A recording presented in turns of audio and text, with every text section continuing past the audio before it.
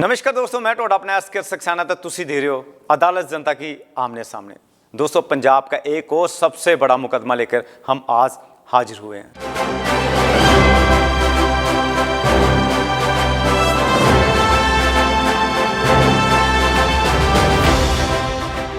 सवाल होंगे, जवाब होंगे, जनता होगी, आखिरकार आखिर में फैसला क्या होगा। हमारा फैसला सुनाएंगे आज के जो हमारे जज रहेंगे Baltej Singh Dhillon ji. Welcome to the Baltej Singh Dhillon, आज के हमारे जज रहेंगे।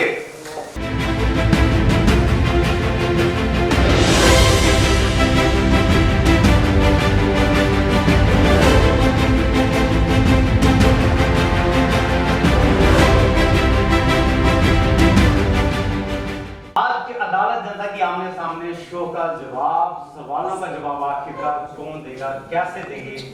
बेहद शरीफ पंजाब की बात करें या फिर जलंधर की बात करें, बेहद शरीफ एमएलए राजेंद्र बेरी जी देखेंगे कि जनता के सवालों का जवाब वो कैसे देते हैं। आखिरकार विकास की दुनिया में बात करें तो विकास कार्य जो कांग्रेस की बात करें, कैसे विकास कार्य में इन्होंने अपनी बाजी मारी है या नहीं मारी, या फिर अगर जनता फिर से इनको ताज पहनाती है, फिर से मौका देती है, तो क्या जो काम रह गया वो अगले 5 साल में होते हैं या नहीं होते। देखते रहिए अदालत जनता की आमने सामने। बिल्कुल जी, welcome to the MLA Rajendra Berry ji. स्वागत किया जाता है अदालत जनता की आमने सामने।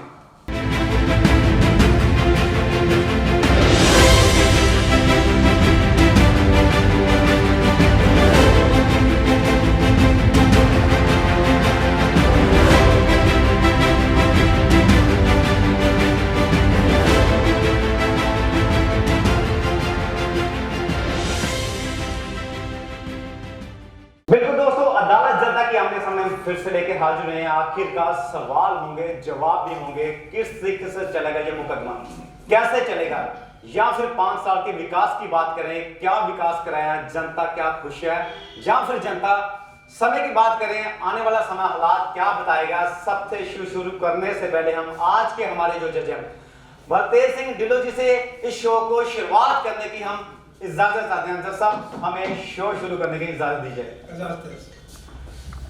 बिल्कुल जी, शो की बात करें, सबसे पहले बात करेंगे हम, कभी हमने नहीं सोचा था ऐसा भी दिन आएगा, पानी में आग लगेगी, पत्थर भी पिघल जाएगा कि कभी राजेंद्र कुमार बेरी जी भी अदालत जनता की शो आज तक आमने सामने में भी कभी मौजूद हो गए। सबसे पहले हम बात करेंगे, सबसे पहले सर आपका आज तक आमने सामने अदालत जनता में बहुत बहुत स्वागत है। बताइए कैसा लग रहा है आपको अदालत में बैठकर आज? अदालत जनता की आमने सामने में बहुत बढ़िया लग रहा है। ठीक है, सामने सारे सेंट्रल कंस्टिट्यूंसी के लोग भी बैठे हैं, सारे साहब भी बैठे हैं। तो मैं तो पहली बार ही आपकी अदालत में देख रहा हूँ सर। लग रहा है कुछ कि थोड़ा डर कि आज पता नहीं कौन से विकास कर रहे हैं, क्या सवाल होंगे, कैसे होंगे, क्या चलता रहेगा, या एक फेस करने का थोड़ा पूरा कॉन्फिडेंस है। बिल्कुल दोस्तों, कॉन्फिडेंस की बात करें तो हमारा सबसे पहला सवाल है, सबसे पहला सवाल हमारा, सर राजनीति में आने का आपका मेन मकसद क्या था? जो मैं कॉलेज टाइम में पढ़ रहा था, ठीक है, उसमें मैंने नेशनल स्टूडेंट यूनियन ज्वाइन की थी। जो मेरे दोस्त थे उन्होंने ये बोला था कि हम नेशनल स्टूडेंट यूनियन को ज्वाइन करें, और मैंने भी दोस्तों के साथ वो नेशनल स्टूडेंट यूनियन ज्वाइन की। वहाँ से मेरी राजनीति शुरू हुई। कॉलेज टाइम के बाद मैं यूथ कांग्रेस में चला गया, और यूथ कांग्रेस के सरदार सुखविंदर सिंह बब्बू थे जो हमारे जलंधर के प्रधान हो रहे थे, उनके साथ जुड़ा। उसके बाद वो जलंधर के बाद वो पंजाब में चले गए, पंजाब के प्रधान बन गए यूथ कांग्रेस के। फिर मैं पंजाब में चला गया, जनरल सेक्रेटरी बन गया, और इसी तरह से मेरी राजनीति की बात। कभी जब कोड़े में थे तब भी मन करता था कुछ ऐसे भाषण दिए, कोड़े में कभी स्टेज पे मंच पे कभी भाषण दिया आपने? नहीं, कभी नहीं दिया। कभी नहीं दिया? यार दोस्तों के साथ मौज मस्ती करते समय भी कभी? नहीं, कभी ऐसे स्टेज पे कभी नहीं बोला। सर, जो स्टेज पे आदमी ने बोला वो आज बड़ी बड़ी स्टेजों पे बोलता है, ये एक्सपीरियंस कैसा रहा, वो किस तरीके से था?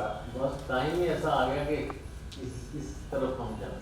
Sir, Congress party BJP Akali Dal और पार्टियां, उनको आपने क्यों नहीं ज्वाइन किया? मेरे फादर कांग्रेस के साथ ठीक है। वो Indian national trade union Congress के जनरल सेक्रेटरी रहे पंजाब के। बिल्कुल। पंजाब मोटर ट्रांसपोर्ट यूनियन के रहे हैं। उन्होंने स्पोर्ट्स इंडस्ट्री के जो जनरल सेक्रेटरी रहे पंजाब के। बिल्कुल। पंजाब मोटर ट्रांसपोर्ट यूनियन के रहे हैं। उन्होंने स्पोर्ट्स इंडस्ट्री के जो एसोसिएशन थी उनके साथ रहे हैं। तो उनका जो ज़्यादा जुड़ाव था वो कांग्रेस से था। सर इसलिए मैं कांग्रेस। बचपन कहाँ बीता? मेरा बचपन जलंधर से मैं जन्म लिया, सैदा गेट में मैं रहा हूँ। ठीक है। बचपन मेरा यहीं से गुजरा। बचपन में कभी सोचा था कि मैं कभी राय में भी पैर रखूंगा? सोच ही नहीं। जब मैं छोटा था तो अपने फादर साहब के साथ जाता था। जब मैं छोटा था बड़ी शरारतें करता था। छोटे बच्चे जब तब फादर साहब के साथ जहाँ जाना पड़ा, बिल्कुल वहाँ देखना कैसे एमएलए आते हैं, कैसे एमपी आते हैं। बिल्कुल। वहाँ से मेरा मन बन गया कि ये कैसा काम है। बिल्कुल जी, मन की बात करें तो मन बनाना पड़ता है, मन बन भी जाता है। जैसे जैसे आप अपनी फैमिली के साथ या बड़े बड़े असेंबली में जाएंगे तो कभी न कभी आपका रुख जो वो चेंज हो जाता है। शुरू हम करते हैं सबसे पहले कि सर 5 साल आपने जनता की सेवा की है। 5 सालों में ऐसा कौन सा विकास या जो जनता के बीच दिख रहा है कि आपने करवाए हैं? कौन कौन से विकास हैं? मैंने 5 साल से नहीं 25-30 साल से जनता की सेवा की है एज ए काउंसलर। ठीक है। मैं 4 बार कामयाब हुआ हूँ। पहले एज ए काउंसलर वर्किंग किया और उसके बाद लोगों के सहयोग से मैं विधानसभा में पहुँचा, एमएलए बना हूँ। तो पिछले 5 सालों में जो लोगों का भरपूर प्यार मुझे मिला, जो लोगों ने जो भी काम मुझे बोला, मैंने उस काम को पूरा करने की कोशिश की है और पिछले 5 सालों में वो काम पूरे भी किए। और आज इसीलिए मेरे मन में पूरा कॉन्फिडेंस है कि कोई ऐसी बात नहीं है कि जो मैंने पूरी जनता की ना की हो और लोग अब दूसरी बार मुझे विधानसभा भेजने के लिए मजबूर हो। सर आपने बात की है कि जनता ने जो भी काम बोला आपने सबके पूरे किए हैं, कोशिश की है कि वादे पूरे करने की, चाहे काम हो उल्टे हो या सीधे हो। ऐसे भी नहीं, थोड़ा बहुत उल्टा भी किया है। कोई उल्टा भी करना पड़ा तो ठीक है। वो उल्टे का अगले को आदमी को फायदा हुआ कि या नुकसान होता है? मतलब एक को तो फायदा हो जाए, दूसरे को क्या होता है? ऐसे होता है कोई काम किसी का निजी काम होता है, वो चाहे कोई थोड़ा बहुत गलत भी होता है, ठीक है। अगर उसके साथ नहीं खड़े होते तो वो नाराज हो जाते। ठीक है। इस ढंग से चाहे उसने कोई छोटा मोटा काम कहा, हमने नहीं किया तो वो नाराज हो जाएगा, लेकिन जो भी काम किसी ने निजी भी बोला है उसको भी काम पूरा करने की कोशिश। सब जनता का कहना है कि आपने काम बहुत कराए हैं, आप बहुत शरीफ हो। क्या सच में शरीफ थे? पहले भी किसी ने कभी भी नहीं आया तो? जब मैंने पहली बार इलेक्शन लड़ी थी ना काउंसलर की, और सबसे बड़ा ब्लेम मुझ पर ये लगा था कि ये कॉलेज में ये तो लड़के शरारतें करते हैं, बदमाशी करते हैं। बिल्कुल। जब पहली बार मैं इलेक्शन लड़ा हाँ जी। और जब भी जिस जगह पे भी गया, जिसके भी घर में गया, उन्होंने यही बोला कि ये शरारती हैं, ये पुराने टाइम में उन्होंने बहुत शरारते। तब से मैंने अपना मन बना लिया कि अब हाथ जोड़ के काम करूँ और मैंने अपने नेचर को बदला।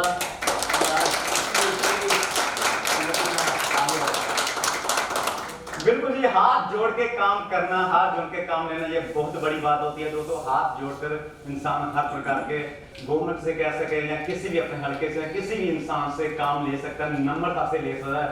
सर 5 साल में 5 साल लगातार हाथ जोड़ के, जब इलेक्शन आते हैं तब हाथ जोड़ते हो आप? नहीं, लगातार जहाँ कभी कोई ऐसा मौका आया जहाँ लड़ना भी पड़ा है, वहाँ लड़ाई भी की सर लोगों के लिए, लोगों के लिए, लोगों के हित के लिए काम किया। वैसे मोटे मोटे काम के नहीं, आपने जो अपने सेंटर में काम कौन कौन से किए जो जनता की नजरों में है? देखो, जो गलियां नालियां सड़कें लाइटें, ये तो काम सारे कर लेते हैं। बिल्कुल। देखिए, मैंने अपनी 5 साल के टेन्योर में जो मेरा एक प्राइम टुकड़ा, वो मैंने ओवरब्रिज बनाया लदे वाली टू टीटी। जब भी मैं वहाँ से गुजरता था तो मैंने ये सोचा था कि अगर मैं विधायक बना तो ये काम मैं जरूर करूँगा। और वो मतलब कि विधायक बनने से पहले सोचा था कि ये ऐसा करेंगे? पहले सोचा, क्योंकि वहाँ जब भी गुजरना था 5, 10, 15, 20 मिनट खड़े होना पड़ता था। बिल्कुल, बड़ी समस्या होती है। और एज ए एमएलए मैंने उसकी वर्किंग शुरू की। जब मैंने नगर निगम के एक्सीएम ने एससी से बात की, वो कहते इसकी पहले भी ट्राई किए, ये नहीं बन सकता। इसकी विजिबिलिटी नहीं। फिर मैंने PWD वालों से बात की, उन्होंने भी यही बोला कि ये नहीं बन सकता। मैंने कहा आप इसका हल निकालें, कैसे बन सकता है। उन्होंने कहा कि एक ही है कि अगर CM साहब चीफ मिनिस्टर इसकी अप्रूवल देंगे तो ये बन सकता है, क्योंकि उसकी एक तरफ से हाइट कम है और एक तरफ से हाइट ज्यादा, जगह कम है। बिल्कुल बिल्कुल। और मैंने वो फाइल लेके पहले ही चीफ मिनिस्टर से रिकमेंड करा था। ठीक है। जो बाद में जाने की फाइल मैंने पहले CM से मार्क करा के नीचे को लेके आया था। और आज वो जो मैंने सोचा था 50% ओवरब्रिज बनकर तैयार हो गया है और अप्रैल तक वहाँ से जनता गुजरना शुरू हो जाएगी। लेट इस कारण हुआ कि 2 साल कोरोना का भयानक दौर चला, जिससे सारे काम रुक गए थे, नहीं तो आज वो जो ओवरब्रिज है वो तैयार हुआ। और उसके साथ साथ मैंने एक अंडरपास बनवाया। तलन साहब बहुत लोग जाते थे माथा टेकने के लिए, तलन साहब गुरुद्वारा साहब, और बड़ी प्रॉब्लम थी वहाँ भी, ऐसे रेलवे क्रॉसिंग था, वहाँ पे अंडरपास बनाया जो अब चल रहा है। और वहाँ के गांव वालों को भी और लोगों को भी, जो जनता माथा टेकने जाती है, उनको बड़ा फायदा पहुंचा उस अंडरपास। उसके साथ साथ एक देसी रोड से जब गुरु गोविंद सिंह एवेन्यू में जाते हैं, वहाँ पे भी एक मैंने अंडरपास बनाया। वहाँ बहुत समस्या लोगों को, वो बहुत भारी समस्या थी, वो भी मैंने बनवाया। ठीक है। और सबसे बढ़िया जो एक काम था, एक हमारे national engineering for technology college था, जो अकाली दल बीजेपी ने शुरुआत की थी, नींव पत्थर रखा था, बिल्डिंग बना दी, लेकिन वो बिल्डिंग बिल्कुल खंडर बन गई थी। उसके अंदर लोग बैठ के शराब पीते थे, सिगरेट पीते थे, नशा करते थे, ऐसी वो बिल्डिंग रह गई। उस बिल्डिंग को मैंने देखा, उसका सारा डाटा मंगवाया कि क्या कारण है कि ये रुक गई है। तो जब मैंने पता किया कि 5 करोड़ रुपया भी पड़ा है, मैंने पहले उस पैसे के लिए बात की चीफ सेक्रेटरी से, उन्होंने कहा कि आप शुरू करवाओ। फिर मैंने दोबारा टेंडर लगवाया उसका और वो बिल्डिंग तैयार करवाई, और आज वो बिल्डिंग 5 स्टार टाइप बनी है बिल्डिंग। क्या बात है, तो वाकई दोस्तों ये हैरान करने वाली बात है कि कुछ ऐसे काम जो इम्पॉसिबल थे उनको पॉसिबल कर दिखाया। और इसके साथ साथ जो मैंने वहाँ पे कोर्स भी, ड्रेसिंग का कोर्स भी शुरू करा दिया। ओके। साथ वाले इंडस्ट्री वालों को बुलाया था, जलंधर वालों को, उनको पूछा था कि यहाँ पे कौन सा कोर्स शुरू कराएं जिससे बच्चों को, बेरोजगारों को रोजगार मिल जाए। उन्होंने कहा कि पहले ड्रेसिंग का कोर्स शुरू करो। और आज 30 बच्चे वहाँ पे एडमिशन लेकर वो ड्रेसिंग का कोर्स शुरू कर रहे हैं। और जब कोर्स उनका 6 महीने के बाद खत्म होगा, उनको प्लेसमेंट भी साथ में मिलेगी, 15 से लेकर 20,000 रुपये तक सर्विस भी ये फैक्ट्री वालों। ये मैंने जो 3-4 काम बड़े जरूरी जो मेरी कंस्टिट्यूंसी में चाहिए थे, वो मैंने 3-4 काम ये शुरू करवाए हैं। नालियाँ, सड़कें तो मैंने करवाई, लेकिन ये जो प्राइम काम थे ये मैंने करवाए। बिल्कुल सर, नालियाँ, सड़कें, लाइटें लगाना तो हर इंसान कर सकता है, तो हर बस का बात नहीं है कि कोई ट्रेन रोक जाए सर। ये पीछे ये भी पता कि आपने एक ट्रेन भी रोकी थी सर, ऐसा क्या मतलब?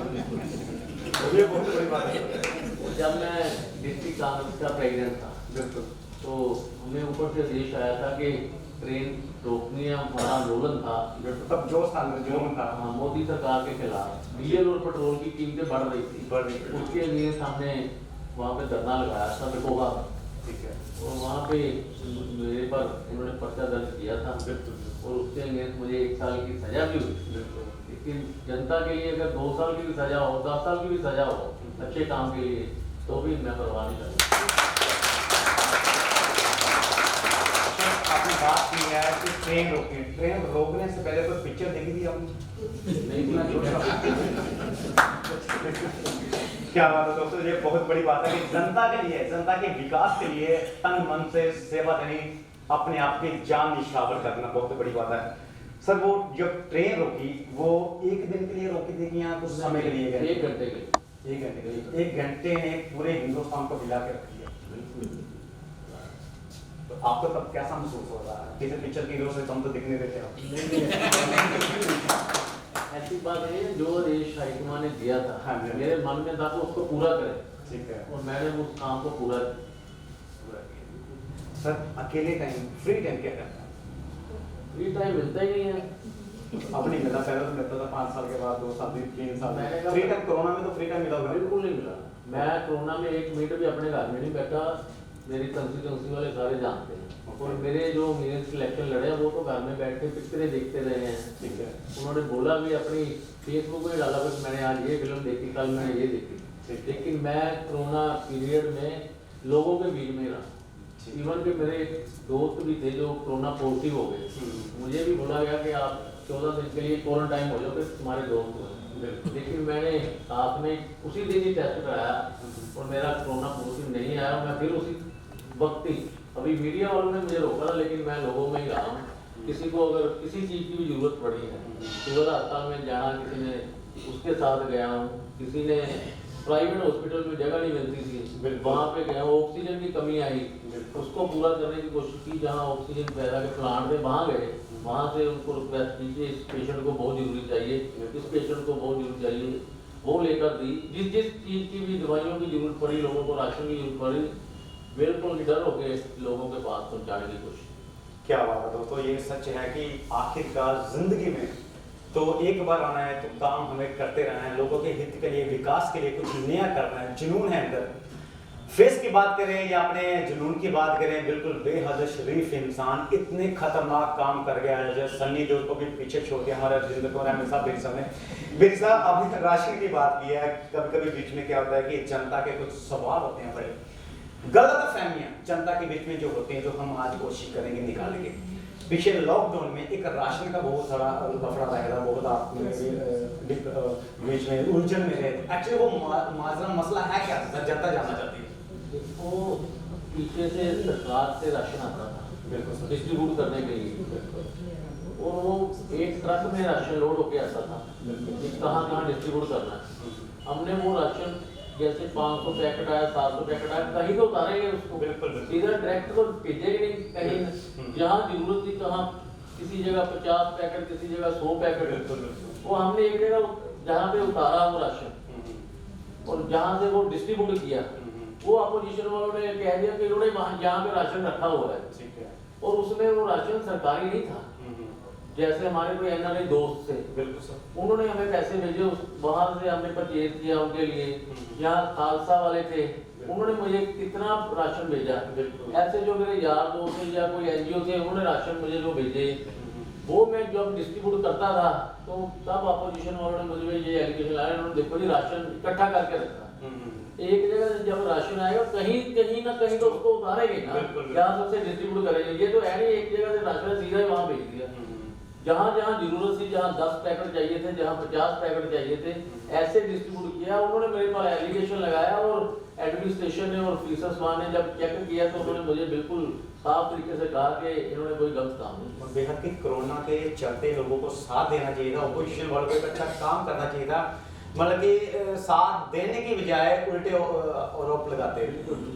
उल्टा सर ऐसा भी था कि एक बोरी जो 10 किलो के आते हैं उसको 2 पार्ट में किया गया, 5 किलो को बनाकर भी ज़्यादा लोगों को डिस्ट्रीब्यूट, ऐसे भी किया, उसमें लोगों को ज़्यादा ऐसे भी किया, ऐसे भी किया। कोरोना टाइम में सर ये बताइए कि कितने हॉस्पिटलों में आपकी तरफ से, हॉस्पिटलों ने आपके सहयोग से लोगों का जो इलाज फ्री किया, ऐसा था कुछ? तो सिविल हॉस्पिटल में फ्री जैसा ही था, 10 रुपए की पर्ची लगती थी। ठीक है। हमारे एक दोस्त है मिस्टर मक्कड़ रामा मंडी में, बिल्कुल, वो आप भी कोरोना पॉजिटिव हो गए, उसके फादर भी हो गए, उसकी मदर भी हो गई। उन्होंने मुझे बोला कि ऐसे ऐसे कहाँ जाए। मैंने कहा सिविल अस्पताल चले जाओ। जैसे सिविल अस्पताल में अरेंजमेंट ठीक नहीं है। बिल्कुल। मैंने कहा बड़ा बढ़िया अरेंजमेंट है, आप आओ। उन्होंने प्राइवेट हॉस्पिटल पे बात की, उन्होंने कहा कि मेरा पैकेज 2,25,000 रुपये का पर पेशेंट, ओके, आप 3 जने हो, 6,75,000 रुपया बनेगा। 75,000 रुपया मैं कहता आपको माफ कर दूंगा, 6 लाख रुपया लो। क्या हुआ? उसने मुझसे बात की, कहोगे तो मैं आपकी बात भी कराऊंगा। मैंने कहा आप 6 लाख रुपया क्यों खर्चोगे, आप सरकारी हॉस्पिटल में आओ। उसको सिविल हॉस्पिटल में एडमिट कराया, उसके फादर मदर को, उसको, और 10 दिन वो यहाँ वहाँ पे रहे। उनके पैसे कितने लगे? 30 रुपये। अच्छा, सिर्फ 30 रुपये, उसके अगेंस्ट 6 लाख रुपये। और जो फैसिलिटी सरकारी हॉस्पिटल में उनको मिली वो बिल्कुल खुश हो गए हैं।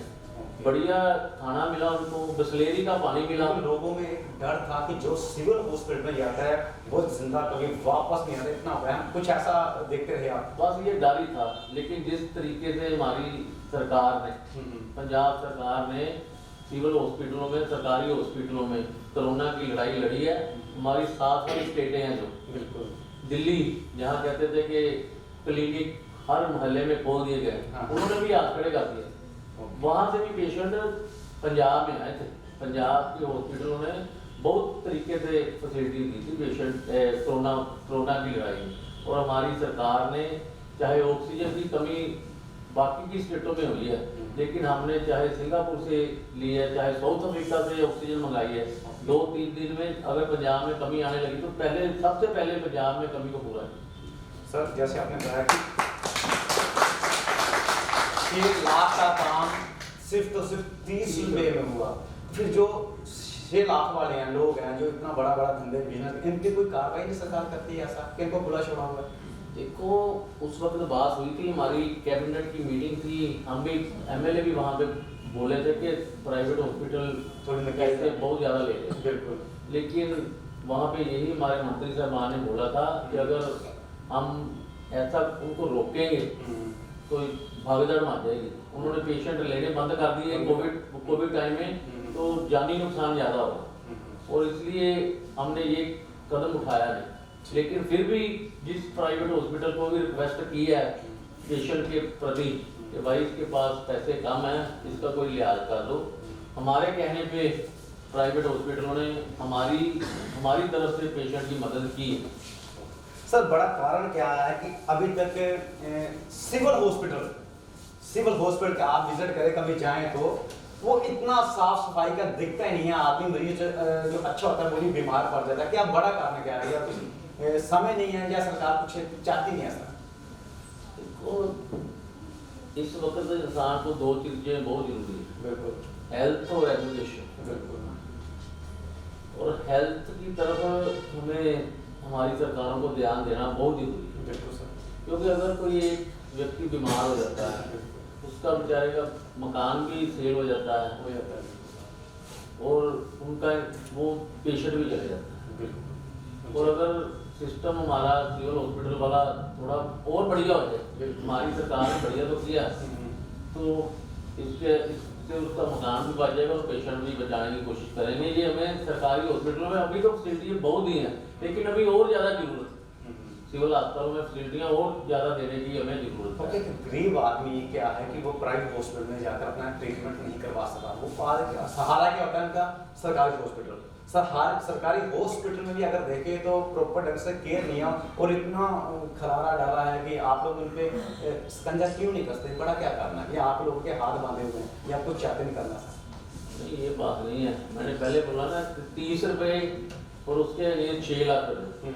अब लोग वो 6 लाख वाली फैसिलिटी सरकारी हॉस्पिटलों में चाहते हैं कि वो ऐसी फैसिलिटी हमें मिले, लेकिन हमारे हॉस्पिटलों में जैसे हमने कहा 10 रुपये पर्ची है, हमें भी थोड़ा बहुत चार्ज थोड़े बहुत बढ़ाने चाहिए और काम अच्छे तरीके से करना चाहिए। सर सरकार के पास इतना पैसा है कि वो प्राइवेट की तरह अपने सरकारी डिपार्टमेंट कर सकती है, और उसको अभी थोड़ा टाइम और लगेगा। कितना टाइम सा लगेगा? आप 5 साल में आपने किया, आपको तो ये आवाज उठानी चाहिए थी, क्योंकि आपने विकास के लिए, जनता के लिए इतनी बड़ी बड़ी ट्रेनें रोकते थे, ये कौन सी बड़ी बात है? मैंने अपने फंड से भी सिविल हॉस्पिटल में अरेंज कराए हैं, चाहे बेड लेना पड़ा है, चाहे ऑक्सीमीटर वाली मशीन लेनी पड़ी है, ऑक्सीजन की बड़ी कमी थी, उस पर मशीनें भी हमने लेके दी अपने फंड से। और जो बच्चा वार्ड था उसमें गर्मी में बड़ी ज़्यादा प्रॉब्लम थी, वहाँ मैंने अपने फंड से एसी भी लगवाए।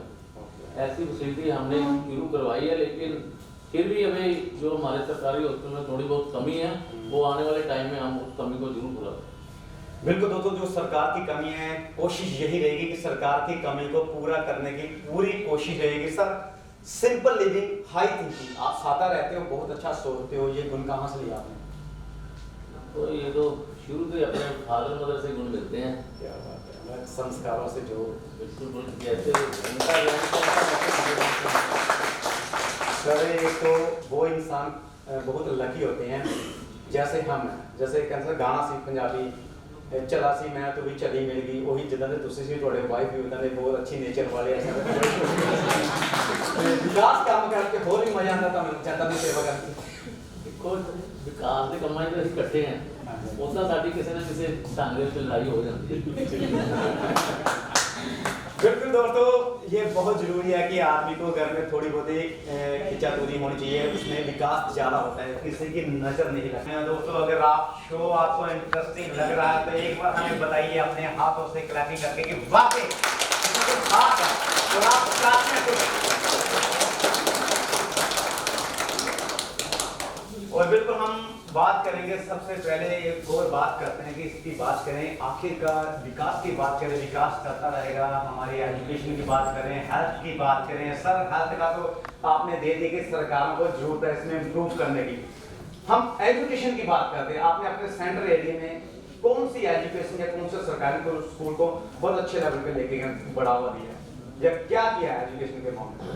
हमारे पंजाब के सारे सरकारी स्कूल हमारी टिड्योर में बहुत बढ़िया बने।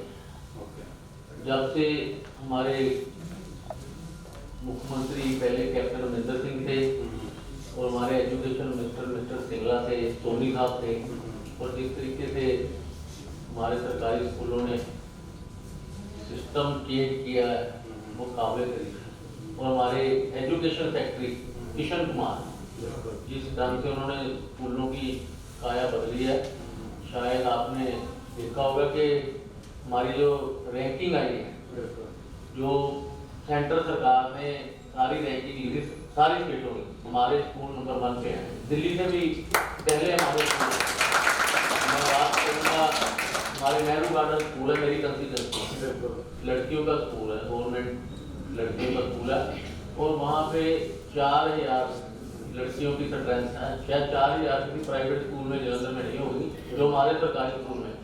और वहाँ का इंफ्रास्ट्रक्चर देखिए, वहाँ की लेबोरेटरी देखिए, वहाँ का जो हमने अब इलेक्ट्रॉनिक ब्लैक बोर्ड लगाए देखने वाले हैं। ऐसे प्राइवेट स्कूलों में भी फैसिलिटी नहीं है जो हमारे सरकारी स्कूलों में मिली। सर विरोधियों का कहना है सीधा निशाना आप लोगों के एजुकेशन और हेल्थ के मामले में पंजाब बिल्कुल फेल हो चुका है। मैंने पहले बोला, मैं आपकी पहले बात मान रहा हूँ कि हेल्थ में अभी हम थोड़ा पीछे हैं, हमें और थोड़ी मेहनत करनी पड़ेगी हेल्थ। सर हम बात करते हैं और एजुकेशन में पिछले 5 सालों में जब से हमने नर्सरी की क्लास से शुरू किया, इंग्लिश मीडियम शुरू किया, पिछले 2 सालों में 25% स्ट्रेंथ हमारे सरकारी स्कूलों की बढ़ गई। 25% बहुत बड़ी तादाद होती है। और हमारे स्कूलों का इंफ्रास्ट्रक्चर देख लीजिए, शायद प्राइवेट स्कूलों से भी बढ़िया बन गया। और मैंने अपनी ग्रांट से, एमएलए ग्रांट से 1 करोड़ 10 लाख रुपया लगाकर चुगिट्टी में एक सरकारी स्कूल को सारा डिसमेंटलिंग करा के सारी बिल्डिंग तोड़ के नई बनाई है, सेंट्रली एसी। एक चुगिट्टी में सेंट्रली एसी स्कूल, सरकारी स्कूल बन रहा है और 90% वो बन चुका है। और वहाँ के जो प्रिंसिपल हैं, वहाँ के जो टीचर हैं, वो खुद हैरान हो गया कि ऐसा स्कूल हमने कहीं नहीं देखा जैसा स्कूल मैंने जो मिट्टी में तैयार करा। और इसके साथ साथ मैंने पहले भी बोला कि 24% बच्चे जो हमारे हैं उनकी स्ट्रेंथ हमारे स्कूलों में, सरकारी स्कूलों में बढ़ गई। और पिछले 5 सालों में सबसे बड़ी जो उपलब्धि है हमारी सरकार की, वो एजुकेशन की है, और एजुकेशन में हम नंबर 1 आए हैं सारे ऑल ओवर इंडिया। सर हम बात करेंगे सबसे पहले कि अगर कहीं समय कुछ ऐसा आया कि आपने किसी को जरूरत है, गरीब इंसान को, नीडी पर्सन की जरूरत है या किसी संस्था को जरूरत है, आपने एमएलए फंड के अलावा निजी फंड से उन लोगों की मदद की, ऐसा कुछ? तो मैं इतना अमीर तो है नहीं था, मैं भी हैंड टू माउथ था। बिल्कुल निजी फंड से जितना मुझसे हो सका मैंने किया, लेकिन हमारी कई संस्थाएं हैं, एनजीओ बने हुए हैं जिनका मैं मेंबर हूँ, चाहे वो रोटरी क्लब है, लॉयंस क्लब है, ऐसे एक हमारी श्री राम लीला क्लब है जिसका मैं चेयरमैन हूँ। वहाँ पे हम फंड जनरेट कराते हैं कई बार, और वहाँ से हमने बड़ी ज़रूरतमंदों की हेल्प की है। वैसे तो परमात्मा किसी को जरूरत डालेगा, लेकिन फिर भी जो गरीब आया उसकी जिस ढंग से भी हुई है, चाहे मैंने देवी क्लाब से उनकी मदद कराई है, चाहे किसी एनजीओ से मदद कराई है, उसकी मदद कराने जो जरूरतमंद था उसकी मदद जरूर। बिल्कुल। तो हम बात अब करेंगे, पब्लिक से बात करेंगे कि जानेंगे कि यहाँ पर ऐसी पब्लिक मौजूद है जिन लोगों के काम हुए हैं, अगर यहाँ पर है किस लोगों के काम हुए हैं तो वो पब्लिक इशारा देकर हमें बता सकती है। हाँ जी सर, आप बताना चाहेंगे? कोई भी आएंगे तो बताइए। मैं कृष्ण गुस्सा है ओके। गुस्सा में ये है कि हम इनको फोन करते हैं, ये बोलते हैं सुबह 9:30 बजे ऑफिस में आना।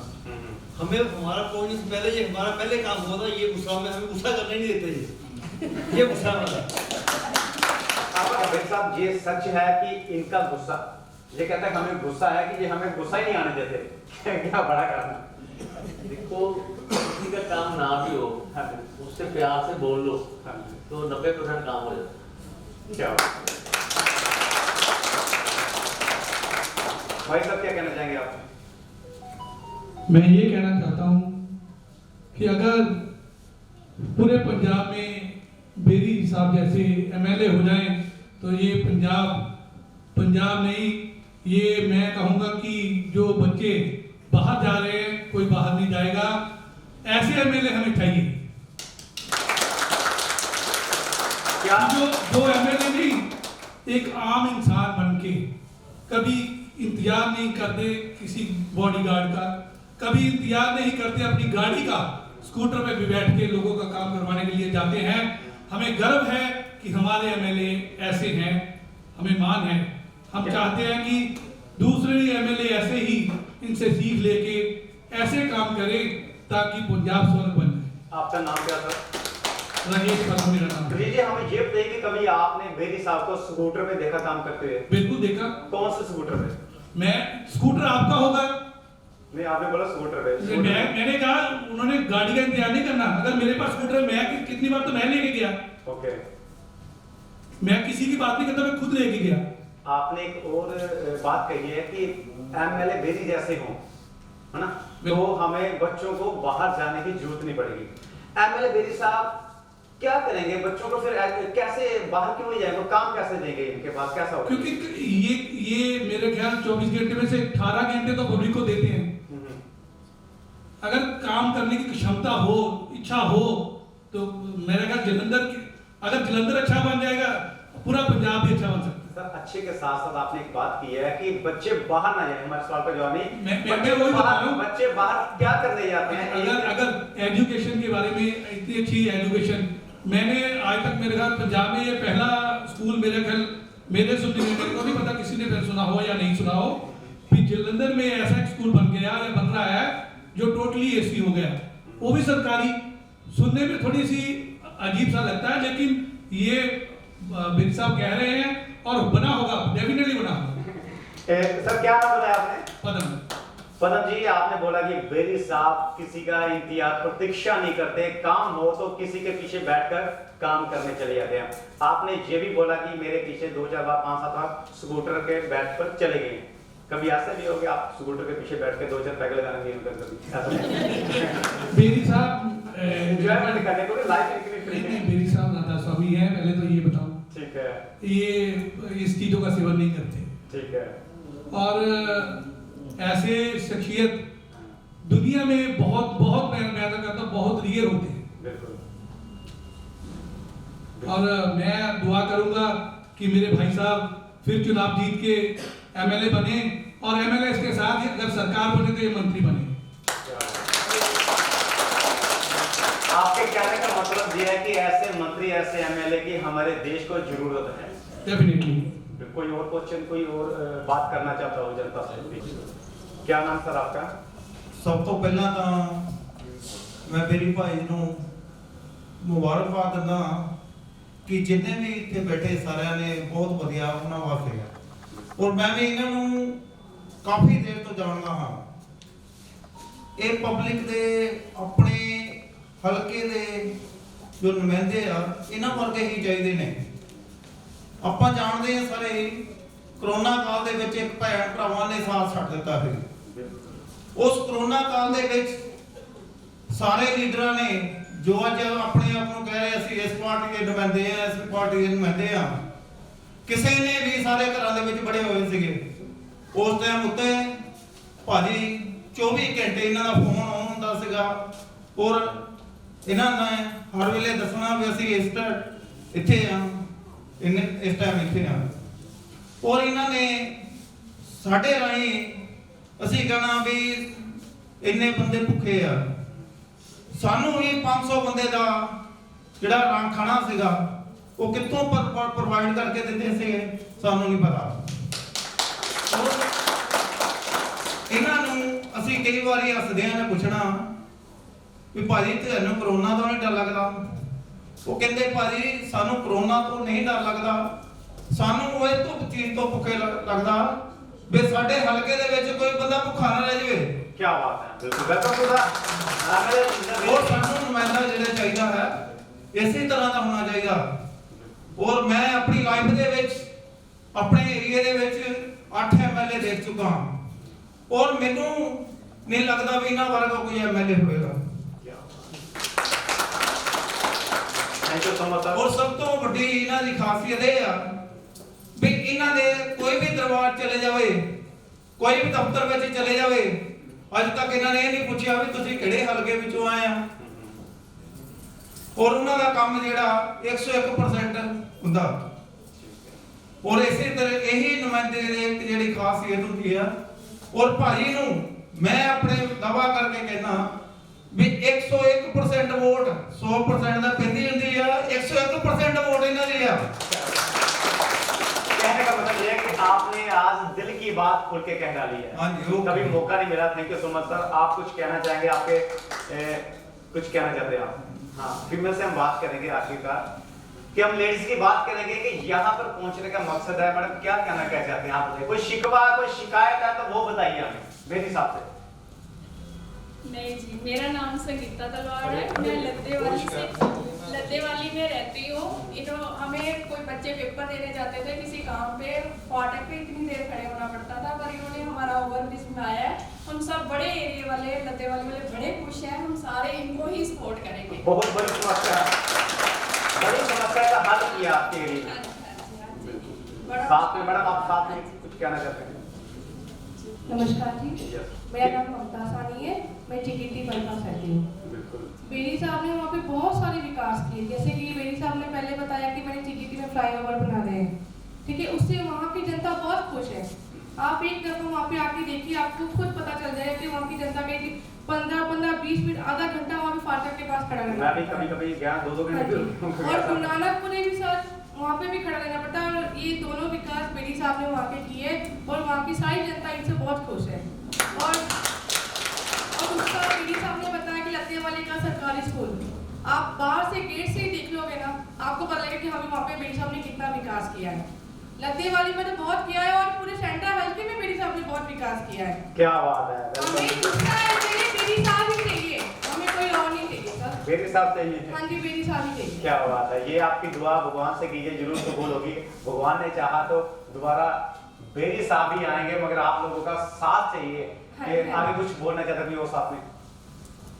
ਸਤਿ ਸ਼੍ਰੀ ਅਕਾਲ ਸਰ, ਮੈਂ ਸੁਰਜੀਤ ਕੌਰ ਮਹੱਲਾ ਆਵਾਜ਼ਪੁਰੇ ਤੋਂ, ਜੋ ਕਿ ਕਾਫੀ ਟਾਈਮ ਤੋਂ ਐਮਐਲਏ ਸਾਹਿਬ ਨੂੰ ਆਪਾਂ ਜਾਣਦੇ ਆ। ਤਾਂ ਜਿਹੜੀਆਂ ਸਾਰਿਆਂ ਨੇ ਸਾਰਾ ਕੁਝ ਕਹਿਤਾ, ਫਿਰ ਵੀ ਮੇਰੇ ਮਨ ਦੀ ਤਮੰਨਾ ਹੈਗੀ ਕਿ ਆਪਾਂ ਵੀ ਕੁਝ ਕਹੀਏ। ਜੋ ਆਵਾਜ਼ਪੁਰੇ ਵਿੱਚ ਮਤਲਬ ਕਿ ਮਾੜੇ ਮੋਟੇ ਕੰਮ ਤਾਂ ਹੁੰਦੇ ਹੀ ਆ, ਜੋ ਦੁੱਖ ਸੁੱਖ ਦੇ ਵਿੱਚ ਇੱਕ ਐਮਐਲਏ ਆ ਕੇ ਬਹਿੰਦੇ ਆ, ਉਦੋਂ ਪਰਿਵਾਰ ਦਾ ਦੁੱਖ ਅੱਧਾ ਕੱਟ ਜਾਂਦਾ। ਇੱਕ ਆਮ ਇਨਸਾਨ ਆ ਕਿ ਆਪਾਂ ਐਮਐਲਏ ਚਲੋ ਮਤਲਬ ਕਿ ਬਣਾਇਆ ਵਾ, ਠੀਕ ਹੈ, ਪਰ ਆਮ ਇਨਸਾਨ ਵਾਂਗੂ ਜਦੋਂ ਡੀਲ ਕਰਦੇ ਨਾ ਪਬਲਿਕ ਨੂੰ, ਉਸੇ ਕਰਕੇ ਮਨ ਚਾਹੁੰਦਾ ਕਿ ਹਰ ਵਾਰ ਰਜਿੰਦਰ ਬੇਦੀ।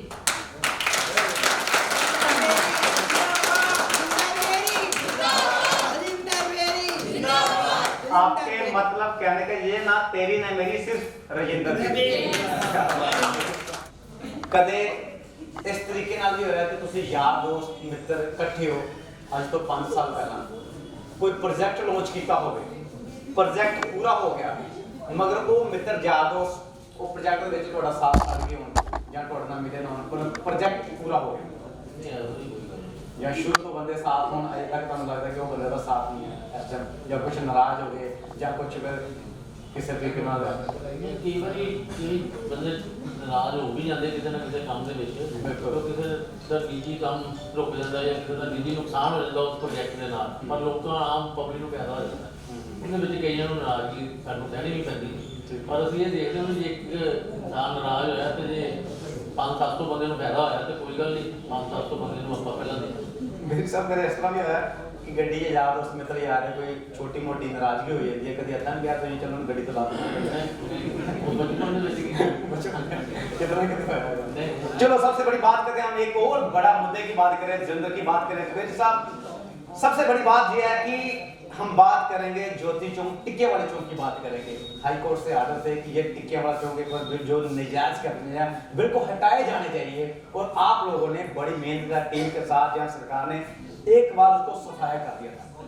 फिर लोगों में तकरार हुआ, फिर चर्चा हुई, फिर रोष हुआ, फिर एक बार सफाया होगा, फिर वैसे के वैसे हालात वो दिखते हैं। क्या करना पड़ा? देखो किसी ने हाईकोर्ट में रिट डाल दी थी उस जगह के लिए, वहाँ के दुकानदारों ने शहर डाली, ठीक है, और हमारी म्यूनसिपल कॉर्पोरेशन ने कहा था कि इस रिट का जवाब देना पड़ेगा। एक बार, दो बार, तीन बार, चार बार उन्होंने टाइम लिया, ठीक है, पर इंक्रोचमेंट तो थी, या तो कोई रिट ना डालता तो बचाव हो जाता, ठीक है, लेकिन उस इंक्रोचमेंट को फिर ख़त्म करना ही पड़ना था, और उस इंक्रोचमेंट को अगर नहीं ख़त्म करते थे तो कॉर्पोरेशन वालों का नुकसान होता था। जो हमारे टैब जारी वाले ऑफिसर हैं, हाईकोर्ट ने उनको बोलना था कि आपने ये इंक्रोचमेंट कैसे कर दी या क्यों नहीं ख़त्म, और उन्होंने सुबह सुबह वो इंक्रोचमेंट को ख़त्म किया। ठीक है, वहाँ पर दुकानदारों ने कहा कि यहाँ इंक्रोचमेंट नहीं होनी चाहिए, लेकिन वही दुकानदार दोबारा इंक्रोचमेंट लगाने में फिर लग गए, क्योंकि उनके पास जो सामान बच जाता है, जैसे कोई बाजारी वाला है, कपड़े वाला है, उसका कोई जो डिजाइन चेंज होना है, या वही अपने जो उनके पास लड़के काम करते हैं वो कोई कह देता है कि आप बाहर मंजा लगा लो और सेल लगा, उन्होंने दोबारा वही इंक्रोचमेंट फिर दोबारा लगा दिया। दूसरा ये भी था कि जो लोगों में रोष था, ऐसा लोगों का कहना मैं नहीं करता कि बेरी साहब ने दुकानदारों के साथ बहुत बड़ी सेटिंग की है, तो टच ही देखा है मैंने, कौन सा टच है, तो बेरी साहब से खुद ही पूछ लेंगे कि टच है भी है नहीं है, या फिर लोगों को ऐसा कहना है। नहीं, ऐसी बात कोई नहीं थी। आप कितनी जगह पर लगे हैं, हमने किसी गरीब व्यक्ति को कभी तंग नहीं किया, लेकिन जब हाई कोर्ट से डायरेक्शन आ जाए या कोई ऐसा काम हो जाए तो फिर सरकार को करना ही पड़ता है।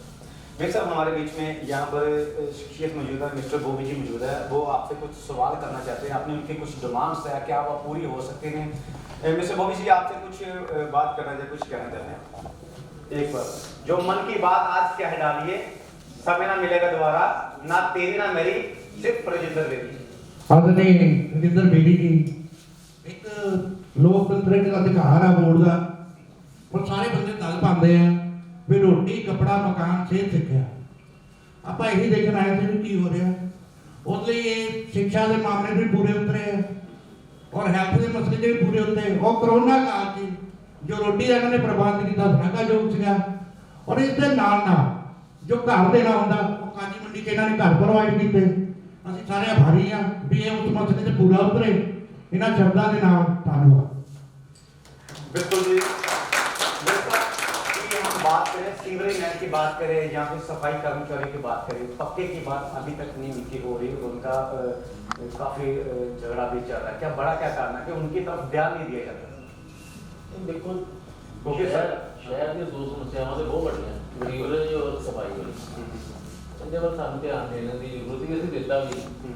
ਹੁਣ ਕਈ ਵਾਰੀ ਸਾਡਾ ਯੂਨੀਅਨ ਜਿਹੜੀਆਂ ਸਫਾਈ ਮਜ਼ਦੂਰ ਯੂਨੀਅਨ ਨਾਲ ਉਹਨਾਂ ਨਾਲ ਤਕਰਾਰ ਹੋ ਜਾਂਦਾ। ਹੁਣ ਜੋ ਸਰਕਾਰ ਦੀ ਪਾਲਿਸੀ ਸੀ ਕਿ ਅਸੀਂ ਪਹਿਲਾਂ ਡੀਸੀ ਰੇਟ ਤੇ ਰੱਖਾਂਗੇ ਜਾਂ ਕੰਟਰੈਕਟ ਬੇਸ ਤੇ ਰੱਖਾਂਗੇ ਜਾਂ ਠੇਕੇਦਾਰ ਦੇ ਥਰੂ ਰੱਖਾਂਗੇ, ਹੁਣ ਉਹ ਜਿਹੜੀਆਂ ਸਫਾਈ ਮਜ਼ਦੂਰ ਯੂਨੀਅਨ ਸੀ ਉਹ ਕਹਿੰਦੇ ਵੀ ਅਸੀਂ ਠੇਕੇਦਾਰ ਦੇ ਥਰੂ ਨਹੀਂ ਰੱਖਣਾ ਚਾਹੁੰਦੇ। ਠੀਕ ਹੈ, ਸਰਕਾਰ ਕਹਿੰਦੀ ਠੇਕੇਦਾਰ, ਪਰ ਅਸੀਂ ਸਾਰਿਆਂ ਦੀ ਜੋ ਸਫਾਈ ਮਜ਼ਦੂਰ ਦੇ ਆਗੂ ਸੀਗੇ ਉਹਨਾਂ ਦੀ ਇਹ ਮੰਗ ਸੀ ਕਿ ਡੀਸੀ ਰੇਟ ਤੇ ਰੱਖ ਲਓ, ਕਿਉਂਕਿ ਜੇ ਡੀਸੀ ਰੇਟ ਤੇ ਅਸੀਂ ਰੱਖ ਲੈਂਦੇ ਹਾਂ ਤੇ 3 ਸਾਲ ਬਾਅਦ ਪ੍ਰੋਬੇਸ਼ਨਲ ਪੀਰੀਅਡ ਤੋਂ ਬਾਅਦ ਲੋਕ ਨੂੰ ਪੱਕਾ ਅਸੀਂ ਕਰ ਲੈਂਦੇ, ਔਰ ਅਸੀਂ ਇਹਨੂੰ ਕਰਨ ਦੀ ਕੋਸ਼ਿਸ਼ ਵੀ ਕੀਤੀ ਹੈ। ਹੁਣ ਸਾਡੇ ਕੋਲ 800 ਸਮਥਿੰਗ ਸਫਾਈ ਮਜ਼ਦੂਰ ਦੀ ਸਫਾਈ ਲੇਬਰ ਦੀ ਲੋੜ ਸੀਗੀ, ਜਿਹਦੇ ਕਰਕੇ ਅਸੀਂ ਦੁਬਾਰਾ ਮਤਾ ਵੀ ਪਾਇਆ ਸੀਗਾ ਸਰਕਾਰ ਦੇ ਲਈ ਕਿ 800 ਬੰਦਾ ਜਿਹੜਾ ਸਫਾਈ ਸੇਵਕ ਸਾਨੂੰ ਦਿੱਤਾ ਜਾਏ। ਇਸੇ ਤਰ੍ਹਾਂ ਲਗਭਗ 160 ਸੀਵਰਮੈਨ 200 ਪਰ ਵਾਰਡ ਸਾਨੂੰ ਚਾਹੀਦੇ ਸੀਗੇ, ਅਸੀਂ ਉਹਨਾਂ ਵੀ ਮਤਾ ਪਾ ਕੇ ਭੇਜਿਆ ਸੀਗਾ ਉੱਪਰ ਕਿ ਇਹ ਵੀ ਸਾਨੂੰ ਪ੍ਰੋਵਾਈਡ ਕੀਤੇ ਜਾਣ। ਲੇਕਿਨ ਜਦੋਂ ਸਾਨੂੰ ਉੱਪਰੋਂ ਲੈਟਰ ਆਈ, ਅਸੀਂ ਸਾਰਾ ਕੰਮ ਸ਼ੁਰੂ ਕੀਤਾ, ਇੰਟਰਵਿਊ ਸ਼ੁਰੂ ਕੀਤੀ ਕਾਲ, ਉਨੀ ਦੇਰ ਤੱਕ ਜਿਹੜਾ ਸਾਡਾ ਸੀਗਾ ਪੀਰੀਅਡ ਦੇ ਵਿੱਚ ਇਲੈਕਸ਼ਨ ਅਨਾਉਂਸ ਹੋ ਗਈ, ਇਲੈਕਸ਼ਨ ਕੋਡ ਲੱਗ ਗਿਆ, ਜਿਹੜਾ ਸਾਡਾ ਕੰਮ ਰਹਿ ਗਿਆ।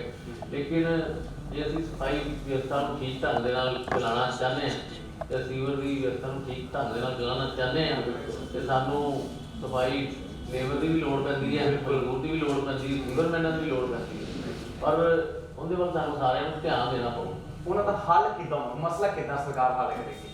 ਹੱਲ ਉਹਦਾ ਇਹੀ ਹੈ ਕਿ ਵੀ ਅਸੀਂ ਸਾਫ਼ ਸਫਾਈ ਵਾਲੇ ਪਾਸੇ ਖੁਦ ਆਪ ਵੀ ਧਿਆਨ ਦਈਏ, ਥੋੜਾ ਬਹੁਤਾ ਖਿਆਲ ਸਾਨੂੰ ਵੀ ਰੱਖਣਾ ਚਾਹੀਦਾ।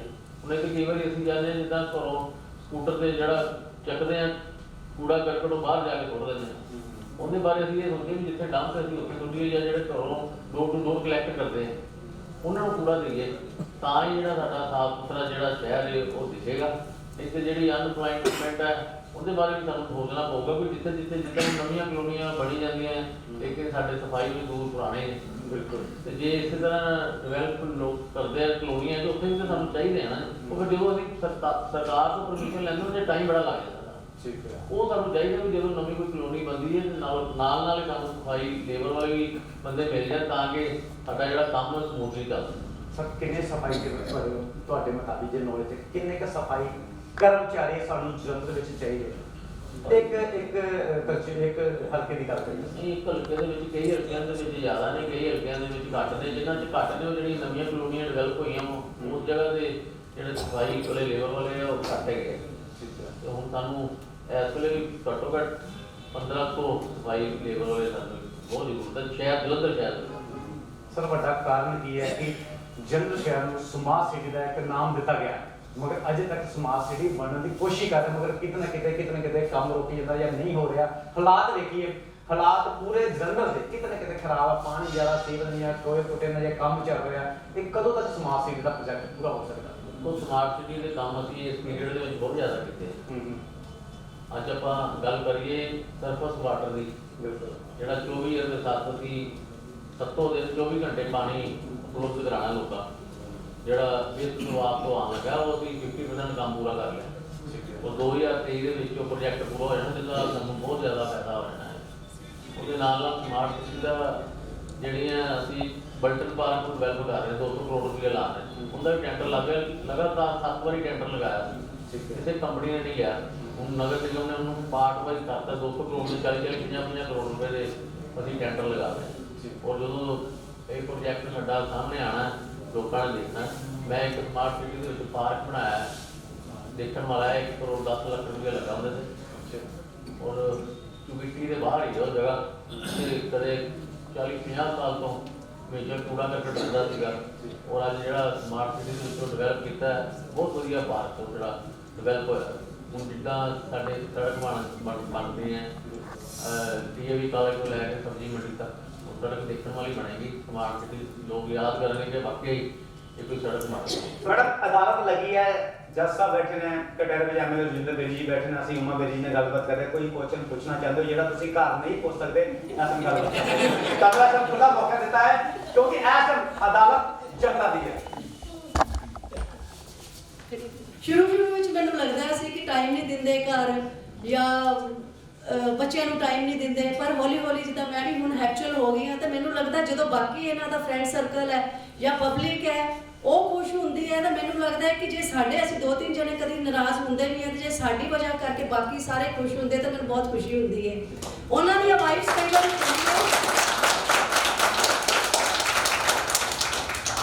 ਕਈ ਵਾਰੀ ਉਹਨਾਂ ਦੀਆਂ ਵਾਈਫਸ ਕਹਿੰਦੀਆਂ ਇਹਨਾਂ ਦੇ ਸਰਕਲ ਦੇ ਵਿੱਚ ਜਿੰਨੇ ਵੀ ਰਾਤ ਨੂੰ ਇੱਕ ਬੜੇ ਬਦਨਾਮ ਇਹ ਹੋ ਗਏ ਹੈ ਕਿ ਤੁਹਾਡੇ ਨਾਲ ਜਿਹੜੀ ਅੱਜ ਮੈਂ ਸਾਰੀ ਜਨਤਾ ਦੇ ਵਿੱਚ ਇਹ ਕਵਾਂਗੀ ਉਸ ਫੈਮਿਲੀਜ਼ ਨੂੰ ਜਿਹੜੇ ਕਹਿੰਦੇ ਹੈਗੇ ਕਿ ਤੁਹਾਡੇ ਸਰਕਲ ਦੇ ਵਿੱਚ ਬੇਰੀ ਸਾਹਿਬ ਤੁਸੀਂ ਉਹਨਾਂ ਦੇ ਨਾਲ ਹੀ ਰਹਿੰਦੇ ਹੋ, ਸਾਡੇ ਨਾਲ ਹੀ ਰਹਿੰਦੇ। ਫਿਰ ਮੇਰਾ ਜਵਾਬ ਇਹ ਹੁੰਦਾ ਕਿ ਚਲੋ ਕੋਈ ਗੱਲ ਨਹੀਂ ਜੀ, ਅੱਧਾ ਘੰਟਾ ਇੱਕ ਪਰਸਨਲ ਟਾਈਮ ਆਪਣੇ ਲਈ ਦੇ ਵੀ ਦਿੰਦੇ ਆ ਤੇ ਤੁਹਾਨੂੰ ਕੀ ਫਰਕ ਪੈਂਦਾ ਹੈ।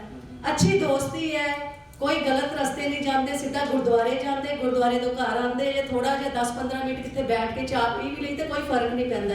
ਸੋ ਸਾਰਿਆਂ ਨੂੰ ਮੈਂ ਇਹ ਅਪੀਲ ਕਰਾਂਗੀ ਜਿਹੜੇ ਵੀ ਇਹਨਾਂ ਦੇ ਸਰਕਲ ਦੇ ਵਿੱਚ ਹੈਗੇ ਉਹ ਆਪਣੇ ਘਰ ਵਾਲਿਆਂ ਦੇ ਨਾਲ ਨਾ ਲੜਿਆ ਕਰਨ, ਕਿਉਂਕਿ ਚੰਗੀ ਦੋਸਤੀ ਹੈ, ਚੰਗਾ ਸਾਥ ਹੈ, ਉਹੀ ਅਸਰ ਜਿਹੜਾ ਉਹਨਾਂ ਦੇ ਬੱਚਿਆਂ ਤੇ ਵੀ ਜ਼ਰੂਰ ਪਏ। ਬਿਲਕੁਲ ਚੱਲਦੇ ਮੈਡਮ ਜੀ ਤੁਹਾਨੂੰ ਸਵਾਲ ਇਸ ਕਰਕੇ ਕੀਤਾ ਹੈ ਕਿਉਂਕਿ ਮੈਂ ਤੁਹਾਡੇ ਹੱਥ ਤੇ ਪੱਟੀ ਦੇਖੀ ਸੀ, ਮੈਂ ਕਿ ਸ਼ਾਇਦ ਕੋਈ ਇਸ ਕਰਕੇ ਦੋਸਤੋ ਅੱਜ ਦੇ ਸਵਾਲਾਂ ਦੇ ਜਵਾਬ ਦੀ ਗੱਲ ਕਰੀਏ। Madam thank you so much. ਜੱਜ ਸਾਹਿਬ ਕੀ ਕਹਿਣਾ ਚਾਹੁੰਦੇ ਤੁਸੀਂ ਅੱਜ ਦਾ ਫੈਸਲਾ? ਸਾਰੀਆਂ ਕੁਐਸਚਨ ਨੂੰ ਨੋਟ ਕੀਤਾ ਮੈਂ, ਨੋਟ ਕਰਨ ਤੋਂ ਬਾਅਦ ਆਨਸਰ ਵੀ ਨੋਟ ਕੀਤੇ ਨੇ। ਬੜੇ ਬਖੂਬੀ ਨਾਲ ਉਹਨਾਂ ਨੇ ਆਨਸਰ ਦਿੱਤੇ ਨੇ ਕਿਉਂਕਿ ਇਜ਼ ਅ ਜੈਂਟਲਮੈਨ ਪੋਲੀਟੀਸ਼ੀਅਨ। ਇਹ ਅਸੀਂ ਕਿਉਂਕਿ ਨੈਚੁਰਲੀ ਇਹ ਕਹਿ ਰਿਹਾ ਕਿ ਮੈਨੂੰ ਬਚਪਨ ਤੋਂ ਹੀ ਪੋਲਿਟਿਕਸ ਦੇ ਵਿੱਚ ਅਸੀਂ ਆਏ ਹਾਂ, ਤਾਂ ਨੈਚੁਰਲੀ ਉਹ ਗਰੋਥ ਹੁੰਦੀ ਹੈ, ਕਿਉਂਕਿ ਮਸ਼ਰੂਮ ਪੋਲਿਟਿਸ਼ੀਅਨ ਨਹੀਂ ਹੈਗੇ ਅੱਜ ਦੀ ਡੇਟ 'ਚ। ਮਸ਼ਰੂਮ ਪੋਲਿਟਿਸ਼ੀਅਨ ਵੀ ਆਉਂਦੇ ਨੇ, ਉੱਪਰੋਂ ਆਉਂਦੇ ਨੇ ਤੇ ਇੱਕਦਮ ਗਰੋ ਕਰ ਦਿੰਦੇ ਨੇ। ਔਰ ਇਹਨਾਂ ਨੇ ਕੰਮ ਵੀ ਕੀਤੇ, ਅੱਛੇ ਕੀਤੇ ਹੈਗੇ ਆ, ਤੇ ਕਰੋਨਾ 'ਚ ਕਾਫੀ ਕੰਮ ਕੀਤਾ, ਔਰ ਇਹਨਾਂ ਦਾ ਛਵੀ ਅੱਛੀ ਗਿਣੀ ਜਾਂਦੀ ਹੈ। ਪਰ ਥੋੜ੍ਹੀਆਂ ਕੁਛ ਐਸੀ ਗੱਲਾਂ ਨੇ ਜਿਹੜੀਆਂ ਧਿਆਨ 'ਚ ਰੱਖਣੀਆਂ, ਕਿਉਂਕਿ ਇੰਡੀਵਿਜੂਅਲ ਤੌਰ ਤੇ ਜਿਸ ਤਰ੍ਹਾਂ ਹੁਣ MLA ਦੀ ਬੇਸਿਕ ਤੌਰ ਤੇ ਹੈ ਕਿ ਅਸੈਂਬਲੀ ਦੇ ਵਿੱਚ ਲੋਕਾਂ ਦੀਆਂ ਪ੍ਰੋਬਲਮ ਅਸੈਂਬਲੀ ਵਿੱਚ ਉਠਾਉਣੀ, ਪਰ ਇਹ ਮਹਿਸੂਸ ਕਰਦੇ ਕਿ ਅਸੈਂਬਲੀ ਵਿੱਚ ਬਹੁਤ ਡਿਸਕਸ਼ਨ ਘੱਟ ਹੁੰਦੀ ਹੈ, ਬਹੁਤ ਜ਼ਿਆਦਾ ਥੋੜਾ ਟਾਈਮ ਹੁੰਦਾ। ਕਿਸੇ ਟਾਈਮ ਤੇ 2-2 3-3 ਮਹੀਨੇ ਸੈਸ਼ਨ ਚੱਲਦਾ ਸੀ, ਹੁਣ ਬਹੁਤ ਥੋੜਾ ਟਾਈਮ ਹੈ, ਉਹ ਟਾਈਮ ਵੀ ਕੁਆਲਿਟੀ ਟਾਈਮ ਨਹੀਂ ਹੁੰਦਾ। ਤੇ ਤੁਸੀਂ ਮੇਰੇ ਨਾਲ ਸਹਿਮਤ ਹੋ। ਇਹ ਹੈ ਕਿ ਜਦੋਂ ਅਸੀਂ ਉੱਤੋਂ ਸਿਸਟਮ ਠੀਕ ਹੋਏ ਨਾ, ਕਿਉਂਕਿ ਇਹ MLA ਐਜ਼ ਏ ਕੁਛ ਕੰਮ ਕਰਨਗੇ, ਕੁਛ ਨਹੀਂ ਕਰਨਗੇ, ਪਰ ਸਵਾਲ ਹੈ ਜਿਹੜਾ ਸਿਸਟਮ ਨੂੰ ਨਹੀਂ ਵਰਕ ਕਰ ਰਿਹਾ, ਸਿਸਟਮ ਕਰੈਪਸ ਹੋਇਆ, ਉਹਨੂੰ ਠੀਕ ਕਰਨ ਵਾਸਤੇ ਇਹ ਕੋਈ ਆਨਸਰ ਸਾਨੂੰ ਨਹੀਂ ਮਿਲ ਸਕਿਆ। ਟੋਟਲ ਸਿਸਟਮ ਆਪਣੇ ਆਪ ਹੀ ਠੀਕ ਹੋਵੇ। ਜੇ ਥਾਣੇ ਜਾਣਾ, MLA ਥਾਣੇ ਜਾਵੇ ਤਾਂ ਕਿਉਂ ਜਾਵੇ? ਹਰ ਬੰਦਾ ਕਿ ਨਿੱਕਾ ਕੰਮ ਹੋਵੇ ਤਾਂ ਕਿਉਂ ਨਿਰਪੀਚ ਕੋ ਕੰਮ ਨਾ ਹੋਵੇ? ਇਹ ਹੈ ਕਿ ਸਾਨੂੰ ਇਹਨਾਂ ਨੂੰ ਪੋਲਿਟਿਕਸ ਰਹਿ ਕੇ ਇੱਥੇ ਜੋਰ ਹੋਣਾ ਚਾਹੀਦਾ ਕਿ ਸਿਸਟਮ ਆਪਣੇ ਆਪ ਹੀ ਕੰਮ ਕਰੇ, ਥਾਣੇ ਆਪਣੇ ਆਪ ਹੀ ਹਰ ਬੰਦਾ ਨੈਚੁਰਲ ਜਾਵੇ, ਕਿਉਂਕਿ MLA ਇਹ ਟਾਈਮ ਸਪੇਅਰ ਕਰਨਾ ਵੀ ਪਬਲਿਕ ਦਾ ਟਾਈਮ ਵੇਸਟ ਕਰਨਾ ਹੈ ਥਾਣੇ ਤੇ, ਕਿਉਂਕਿ ਘੋਗਾ ਦੇ ਵਿੱਚ ਜਾ ਕੇ ਟਾਈਮ ਲੱਗਦਾ ਹੈ। ਉਹ ਲੋਕਾਂ ਦੇ ਮਸਲੇ ਕਰਕੇ ਮੈਸੇਜ ਕਰਕੇ ਉਹ ਅਸੈਂਬਲੀ ਵਿੱਚ ਪ੍ਰੋਪਰ ਪੁੱਟ ਕੀਤੇ ਜਾਣ ਤਾਂ ਕਿ ਉੱਥੇ ਫੈਸਲੇ ਉੱਤੇ ਹੋਣੇ ਨੇ। ਇਹ ਠੀਕ ਹੈ, ਲੋਕਾਂ ਦੇ ਕੰਮ ਰਹਿ ਗਿਆ। ਅੱਜ ਦੀ ਡੇਟ ਵਿੱਚ ਜਿਹੜੇ ਹੈਗੇ ਉਹ ਸਿਸਟਮ ਪ੍ਰੋਪਰ ਤੌਰ ਤੇ ਜਿੱਦਾਂ ਆਪਣੇ ਆਪ ਕੰਮ ਨਹੀਂ ਕਰ ਰਿਹਾ, ਇਹ ਜੋ ਅਸੀਂ ਮਹਿਸੂਸ ਕਰ ਰਹੇ ਹਾਂ, ਇਹਦੇ ਬਾਰੇ ਕੋਈ ਗੱਲ ਸਾਨੂੰ ਕਲੀਅਰ ਨਹੀਂ ਆਈ ਕਿ ਸਿਸਟਮ ਨੂੰ ਠੀਕ ਕਿੱਦਾਂ ਕੀਤਾ ਜਾਏ। ਦੂਸਰੀ ਗੱਲ ਇਹ ਹੈ ਕਿ ਐਜੂਕੇਸ਼ਨ ਮੈਡੀਕਲ ਦੀ ਜਿਹੜੀ ਗੱਲ ਹੈਗੀ ਆ ਕਿ ਅੱਜ ਦੀ ਡੇਟ ਵਿੱਚ ਐਜੂਕੇਸ਼ਨ ਮੈਡੀਕਲ ਜਿਹੜੀ ਆ ਦੋਨੋਂ ਹੀ ਲੋਕਾਂ ਦੇ ਕੈਪੈਸਿਟੀ ਤੋਂ ਬਾਹਰ ਜਾ ਚੁੱਕੀਆਂ ਨੇ। ਭਾਵੇਂ ਕੋਈ ਵੱਡਾ ਕੋਈ ਛੋਟਾ ਹੈਗਾ, ਉਹ ਆਮ ਮੈਡੀਕਲ ਜਿਹੜਾ ਕਰਾਏਗਾ, ਉਹ ਕਈ ਵਾਰ ਤਾਂ ਬੰਦਾ ਵੀ ਜਾਂਦਾ ਰਹਿੰਦਾ ਤੇ ਘਰ ਵੀ ਜਾਂਦਾ ਰਹਿੰਦਾ। ਉਸ ਵਾਸਤੇ ਬਹੁਤ ਜ਼ਿਆਦਾ ਕੁਝ ਕੰਮ ਕਰਨ ਦੀ ਲੋੜ ਹੈ। ਹਾਂਜੀ, ਤੇ ਇਹਨਾਂ ਕਹਾਂਗੇ ਕਿ ਨੈਕਸਟ ਟਾਈਮ ਜਦੋਂ ਵੀ MLA ਬਣ, ਮਿਨਿਸਟਰ ਬਣ, ਚੀਫ ਮਿਨਿਸਟਰ ਬਣ, ਉਹ ਇਹ ਕੁਝ ਗੱਲਾਂ ਐਸੀਆਂ ਨੇ ਜਿਹੜੀਆਂ ਲੋਕਾਂ ਦੀ ਆਮ ਲੋਕਾਂ ਨੇ, ਲੋਕਾਂ ਨੂੰ ਫ੍ਰੀ ਵੀ ਦਿੱਤਾ ਜਾਵੇ ਨਾ ਦਿੱਤਾ ਜਾਵੇ ਬਹੁਤਾ ਫਰਕ ਨਹੀਂ ਪੈਂਦਾ, ਕਿਉਂਕਿ ਲੋਕਾਂ ਨੂੰ ਪੈਸੇ ਕਮਾਉਣ ਵਾਲਾ ਬਣਾਉਣਾ ਚਾਹੀਦਾ ਕਿ ਇਹ ਲੋਕਾਂ ਨੂੰ ਪੈਸੇ ਦੇ ਕੇ ਨਹੀਂ ਕਰਨਾ। ਕਿਤੇ ਕਿਸੇ ਨੂੰ ਕਮਾਉਣਾ ਫ੍ਰੀ ਕਿਸੇ ਨੂੰ ਖਤਮ ਕਰਨਾ ਹੈ ਨਾ, ਤੇ 2 ਸਾਲ ਬਾਅਦ ਤੂੰ ਵਿਹਲਾ ਕਰ ਬੈ ਕੇ ਰੋਟੀ ਖਾਏਗਾ। ਇਹ ਕੰਮ ਬੰਦ ਹੋਣਾ ਚਾਹੀਦਾ ਤਾਂ ਕਿ ਲੋਕ ਸਿਸਟਮ ਕੰਮ ਕਰੇ, ਲੋਕ ਪੈਸੇ ਕਮਾਉਣ ਵਾਲੇ ਬਣੇ ਜਾਣ। ਉਹਦੇ ਬਾਰੇ ਕੋਈ ਜ਼ਿਕਰ ਖਾਸ ਨਹੀਂ ਆਏਗਾ। ਦੂਸਰੀ ਡਰੱਗ ਦੇ ਬਾਰੇ ਕੀ ਹੈ, ਜਿਹੜੀ ਡਰੱਗ ਅੱਜ ਦੀ ਡੇਟ ਵਿੱਚ ਸਾਡਾ ਸਾਰੀ ਇਕਨੋਮੀ ਵੀ ਤੇ ਸਾਡਾ ਯੂਥ ਵੀ ਕਰ ਰਹੀ ਹੈ। ਉਹਦੇ ਬਾਰੇ ਜਿਹੜੇ ਵੱਡੇ ਵਾਅਦੇ ਕੀਤੇ ਸੈਲਰਸ ਹੈਗੇ ਆ, ਉਹਨਾਂ ਨੂੰ ਕਿਸੇ ਨੂੰ ਹੱਥ ਨਹੀਂ ਪਾਇਆ। ਐਡਿਕਟ ਤਾਂ ਬੜੇ ਗਏ, ਕਚਹਿਰੀਆਂ ਚ ਆਉਂਦੇ ਨੇ ਛੋਟੇ ਜਿਹੜੇ ਬੱਚੇ, ਉਹ ਕਰਦੇ ਅੱਗੇ ਉਹਨਾਂ ਤੋਂ ਦੱਬ ਗਿਆ।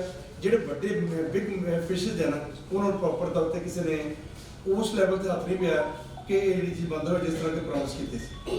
ਹਾਂਜੀ, ਇਸ ਕਰਕੇ ਜਿਹੜੀ ਸਫਾਈ ਟ੍ਰੈਫਿਕ ਹੈਗੀ ਆ, ਜਿਸ ਤਰ੍ਹਾਂ ਕਿ ਉਹਦੇ ਬਾਰੇ ਬਹੁਤ ਧਿਆਨ ਦੇਣ ਦੀਆਂ ਕਮੀਆਂ ਹੈਗੀਆਂ, ਉਹਨੂੰ ਧਿਆਨ ਦੇਣਾ ਬਹੁਤ ਜ਼ਰੂਰੀ ਹੈ। ਇਹਨਾਂ ਹਾਲਾਤ ਨੂੰ ਦੇਖ ਕੇ ਅਸੀਂ ਇਹਨਾਂ ਨੂੰ ਟੋਟਲ ਤੌਰ ਤੇ ਗਿਰੀ ਸਾਹਿਬ ਕਿਉਂਕਿ ਬਹੁਤ ਜੈਂਟਲਮੈਨ, ਔਰ ਅਸੀਂ ਇਹਨਾਂ ਨੂੰ ਓਨੈਸਟ ਵੀ ਗਿਣਦੇ ਹਾਂ। ਮੈਂ ਆਮ ਪੋਲਿਟੀਸ਼ੀਅਨਾਂ ਦੇ ਵਿੱਚ ਇਹਨਾਂ ਦੀ ਕ੍ਰੈਡਿਟ ਜਾਂਦੀ ਹੈ, ਬਿਹੇਵੀਅਰ ਵੀ ਇਹਨਾਂ ਦਾ ਅੱਛਾ ਹੈ, ਪਰ ਇਹ ਸਿਸਟਮ ਠੀਕ ਕਰਨ ਦੇ ਵਿੱਚ ਇਹ ਬਹੁਤ ਵੱਡਾ ਰੋਲ ਨਹੀਂ ਪਲੇ ਕਰ ਸਕਿਆ। ਠੀਕ ਹੈ, MLA ਇਕੱਲਾ ਨਹੀਂ ਕਰ ਸਕਦਾ, ਪਰ ਇਹ ਅਸੈਂਬਲੀ 'ਚ ਬਹੁਤ ਜ਼ੋਰ ਲਾਉਣਾ ਚਾਹੀਦਾ ਕਿ ਜੇ SHO ਵੀ ਲੱਗਦਾ ਤੇ MLA ਦੀ ਮਰਜ਼ੀ ਨਾਲ ਲੱਗਦਾ। ਇਹਨਾਂ ਦੇ ਨਾਲ ਅਸੀਂ ਅਦਾਲਤ ਤੋਂ ਸ਼ੁਰੂ ਕਰਦੇ ਹਾਂ। ਸਾਰਿਆਂ ਦਾ ਥੈਂਕਸ, ਤੁਸੀਂ ਟਾਈਮ ਦਿੱਤਾ, ਬਹੁਤ ਅੱਛਾ ਹੋਇਆ।